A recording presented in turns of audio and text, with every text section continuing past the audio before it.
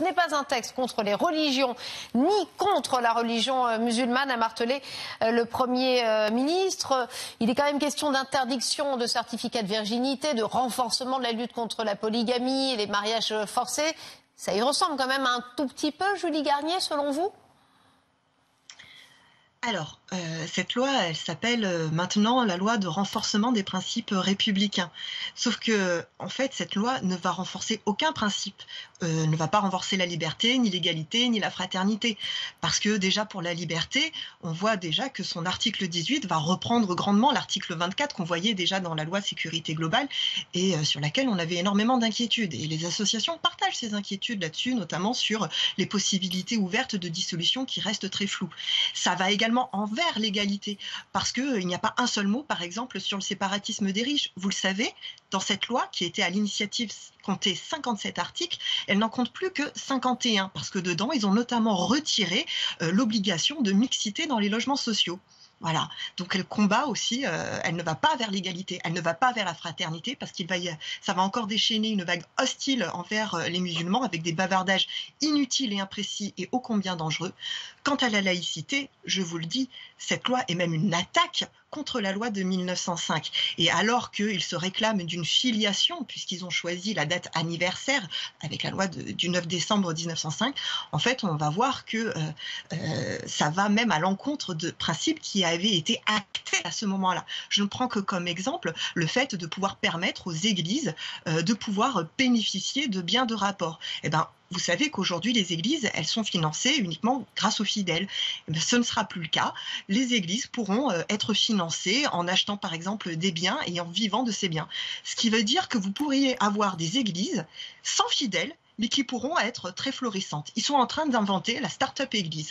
Voilà ce que font ces apprentis sorciers avec la loi de 1905. Et justement, on va écouter précisément, pour que les téléspectateurs comprennent bien ce qu'a dit Jean-Luc Mélenchon.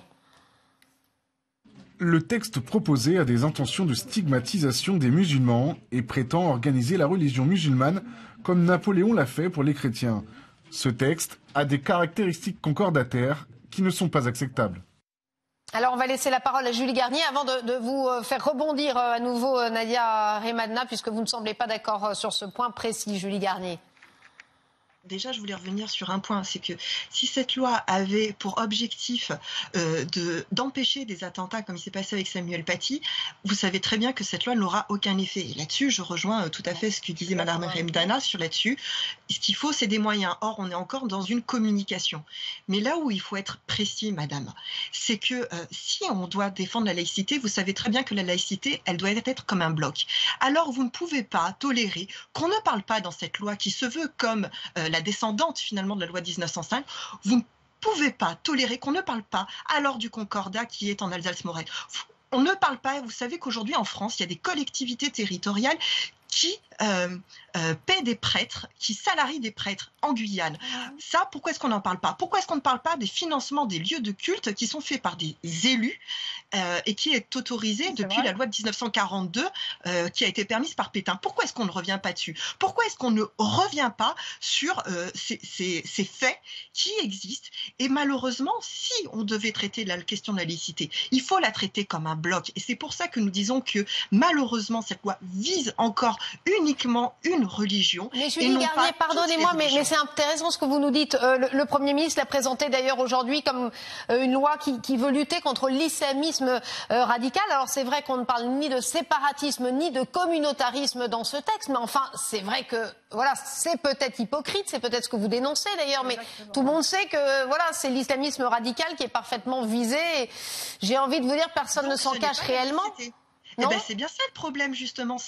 Le problème, c'est que ces gens-là ne défendent pas la laïcité. Ils sont là uniquement pour stigmatiser encore une religion. Et c'est bien dommage, parce que la laïcité, il faut qu'on se batte pour elle. Que la loi de 1905 n'est pas arrivée comme ça par hasard. Il y a un vrai combat à mener. Et dans ce combat sur la laïcité, nous avons des propositions concrètes à faire. Le problème, c'est que ce sont eux qui stigmatisent. Et nous avons des propositions bien plus larges. La laïcité ne doit pas être un prétexte. Et aujourd'hui, c'est de ça dont ils se servent. Et c'est dans ça qu'ils sont hypocrites. Et nous ne le sommes pas. Julie Garnier, qu'est-ce que vous répondez? Parce que c'est vrai que ce sont deux visions qui s'affrontent et ce sont des arguments qu'on retrouve souvent à l'un confronté à l'autre. Moi, ce que je regrette, en fait, c'est qu'elle ne voit pas, elle ne prenne pas plus de hauteur, en fait, dans son analyse. Le vrai problème du séparatisme aujourd'hui, c'est que dans les écoles, il n'y a plus de mixité sociale. Sur le Oui, terrain, mais il ça, n'y a c'est le plus même de discours mixité. qu'on entend. Non, Oui, non, mais madame, ça, c'est le je vous ai discours pas qu'on interrompu, entend madame. depuis quoi? J'étais pas d'accord Pardon, avec vous, mais je excusez-moi. vous ai pas interrompu. Excusez-moi, Euh, excusez-moi. Ce que je veux dire, c'est qu'il n'y a pas de mixité. S'il y a un séparatisme, aujourd'hui, il est entretenu en premier lieu par ceux qui sont à l'Élysée. Aujourd'hui, il y a une vraie ségrégation spatiale. Oui, il y a des communes sur lesquelles qui se fichent complètement des quotas de logements sociaux. Il y a des communes où il n'y a plus d'école en France. 500 en tout, 500 communes sans école. Aujourd'hui, ce qu'on constate, c'est que là où on fait reculer les services publics, tout ce qui fait lien, tout ce qui fait sens dans la République, alors vous augmentez toutes les fissures. Oui, ça sera pour certains endroits de l'islamisme. Dans d'autres, ça sera l'intolérance, le racisme, le Front National, l'extrême droite, etc.